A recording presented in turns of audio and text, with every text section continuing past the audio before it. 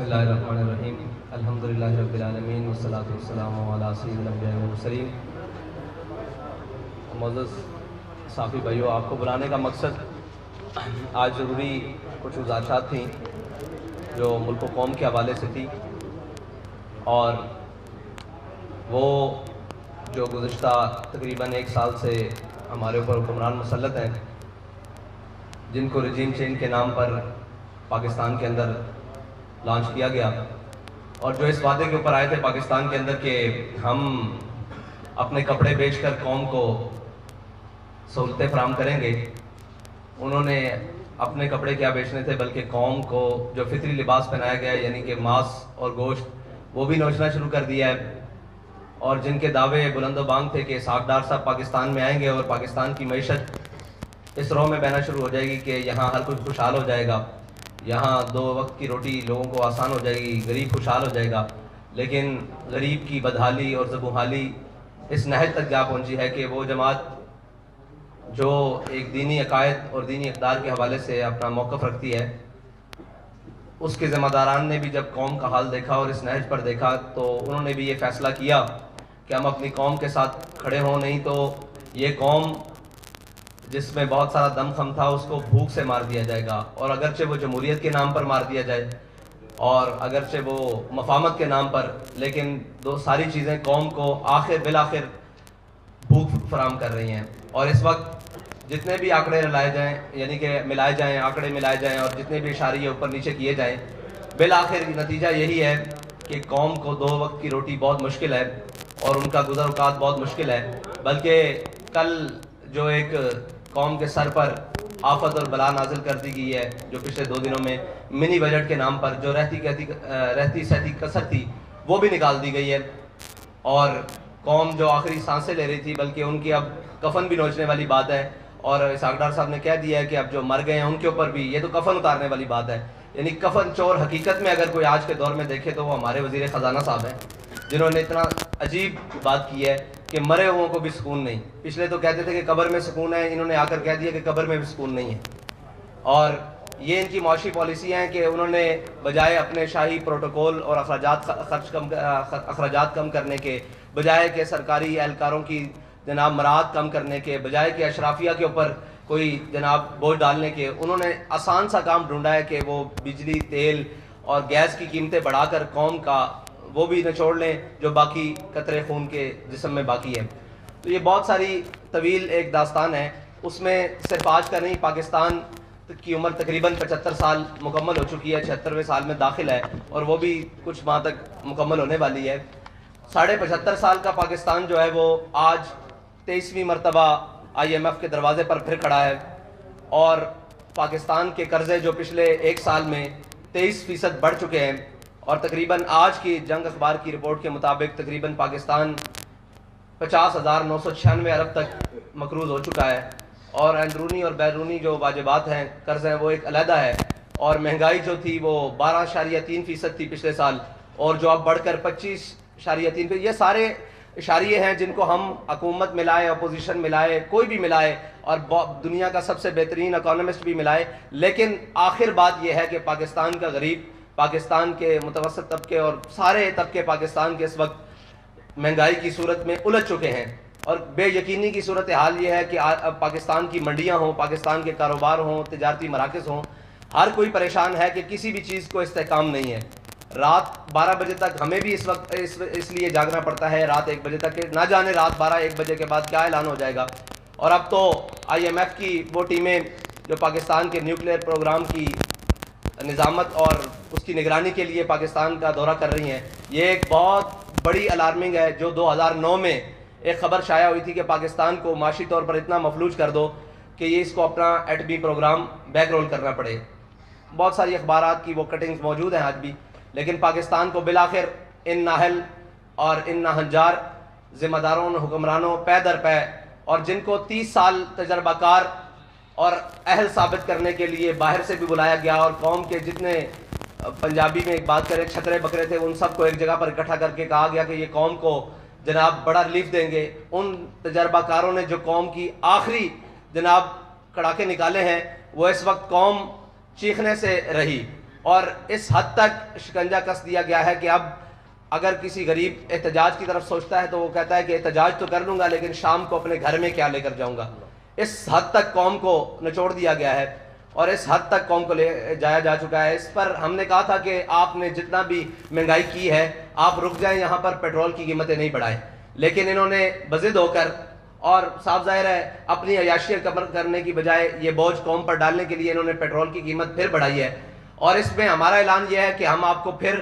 72 گھنٹے کا الٹیمیٹم دے رہے ہیں اور ہمارا یہ آپ سے مطالبہ ہے فی الحال کہ آپ یہ پیٹرول کی دی ہوئی قیمتیں واپس لیں, ورنہ 72 گھنٹے بعد ہم وہ اعلان کرنے پر مجبور ہو جائیں گے جس کے لیے تحریک لبیک پہلے بھی جانی جاتی ہے. تو ہمارا انشاءاللہ وہ اعلان بھی 72 گھنٹوں بعد آ جائے گا, اس کے لیے میڈیا کی ضرورت نہیں پڑے گی, ہم انشاءاللہ اعلان کر دیں گے. آج اس لیے بلایا گیا ہے کہ ہو سکتا ہے بعد میں یہ کہے کہ جی ہمیں وقت دیا جاتا, ہمیں یہ کیا جاتا. آپ کو 72 گھنٹے کا حکومت پاکستان کو تحریک لبیک پاکستان الٹیمیٹم دیتی ہے کہ 72 گھنٹے کے اندر یہ قیمتیں جو تھیں وہ 14 فروری کی رات تک واپس لے کر آئی جائیں, یعنی کہ 250 روپے پیٹرول, یہ جو 22 روپے قیمت بڑھائی گئی ہے. اور عالمی منڈی میں بھی تیل کی قیمتوں میں استحکام آیا ہے, لیکن پاکستان کی ان نا انجار اور جو بظاہر تجربہ کار ٹیم ہے اس نے پاکستان کے وہ سارے معاملات, اور لوگ کہتے ہیں جی کہ خریدا ہوا مہنگا ہے, تو اگر خریدا ہوا مہنگا ہے تو آپ حکمران کس بات کے ہیں, آپ کو حکومت کس بات کی دی گئی ہے اگر آپ ریلیف نہیں دے سکتے. اور اگر آپ ریلیف نہیں دے سکتے تو یہ قوم کی جان چھوڑیں. اور ہم تو انتظار کرتے رہے کہ شاید کسی کو اپنے اقتدار کے علاوہ قوم کے بھی خیال آئے, لیکن کچھ جیل کی جانب چل پڑے اور کچھ جناب قوم کے کپڑے اتارنے کی جانب چل پڑے اور قوم کو نوچنے کی جانب چل پڑے. اس لیے تحریک لبیک پاکستان نے فیصلہ کیا ہے کہ وہ میدان عمل میں رہ کر قوم کے ساتھ انشاءاللہ کھڑی ہوگی. ساتھ بھائی اگر 72 گھنٹے کا آپ نے فنانس منسٹر کو جو وقت دیا ہے, اب اگر نہیں ہوتا تو کیا پھر آپ کوئی نیا مارچ کرنے جا رہے ہیں یا کوئی تھریٹ آئی؟ جی نہیں, یہ تھریٹ نہیں ہے, ہم نے الٹیمیٹم دیا ہے. اس کے بعد تحریک لبیک اپنا احتجاج بھی ریکارڈ کروائے گی اور اپنا جو بھی اس کا اگلا لائے عمل ہے وہ 72 گھنٹے بعد اعلان کر دیا جائے گا. اس میں یہ ہے کہ ہم اپنے کارکنان سے کہتے ہیں کہ آپ قوم کے پاس جائیں اور ان کو بتائیں کہ یہ آپ کے مفاد کے لیے تحریک لبیک پاکستان نے اتنا بڑا قدم لیا ہے اور آپ ساتھ کھڑے ہوں, اور ہر شخص کے پاس, تاجر, کسان اور ہر تنظیموں کے پاس جائیں اور انہیں جا کر بتائیں کہ جو بھی تحریک لبیک کی کال ہو آپ اس کے اوپر لبیک ہیں. السلام علیکم سر, یہ بتائیں کہ بٹوین دی لائن آپ نے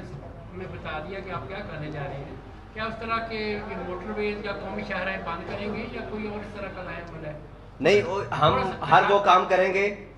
کام کریں گے جس سے قوم کو فائدہ حاصل ہو. سر ہم آپ کے پاس خبر لینے آئے ہیں, تھوڑا سا اشارہ تو بتائیں نا. جی آپ کو خبر دے کر جا رہے ہیں کہ 72 گھنٹے بعد آپ کو بہت بڑی خبر ملے گی. اور کوئی سوال نہیں؟ بھائی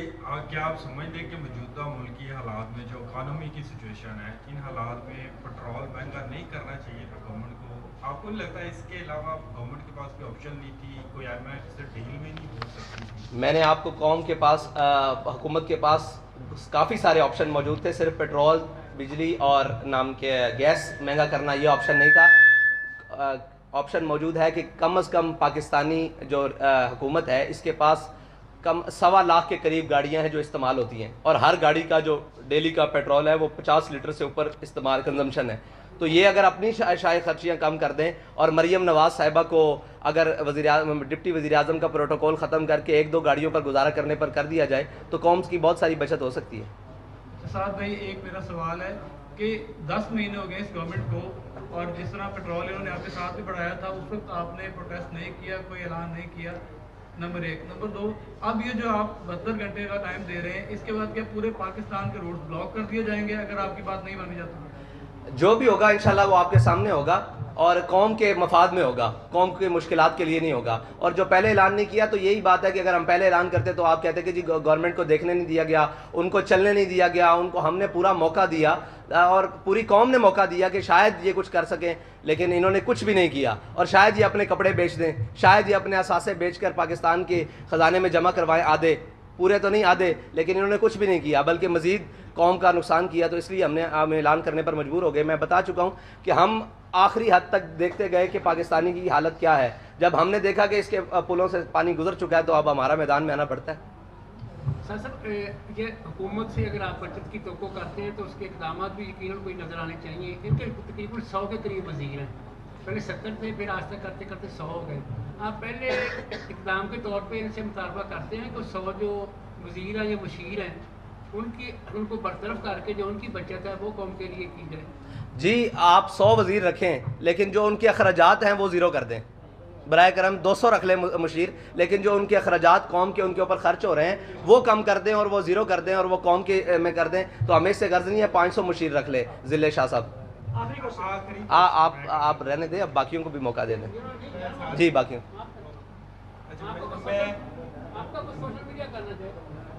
मैं सिर्फ एक रिलेटेड आज जो सिचुएशन चल रही है, इमरान खान बार बार डिमांड कर रहे हैं 90 दिन में इलेक्शन कराएं और कबल अज़ वक्त इलेक्शन की बात कर रहे हैं। क्या आप चाह रहे हैं कि पाकिस्तान में कबल अज़ वक्त इलेक्शन हो जाए? भाई, पाकिस्तान में इलेक्शन वक्त पर होने चाहिए, ये हम पहले बार बार ऐलान कर चुके हैं। पाकिस्तान में इलेक्शन वक्त पर होने चाहिए, लेकिन उस वक्त पर नहीं जब तक कोई पाकिस्तानी जिंदा ही ना बचे और सारे गरीब पाकिस्तानी मर जाए। ये हम कह रहे हैं कि पाकिस्तान के इलेक्शन वक्त पर होने चाहिए, लेकिन गरीब को जिंदा रहने के लिए मौका देना चाहिए तब तक के लिए। बहुत शुक्रिया जी।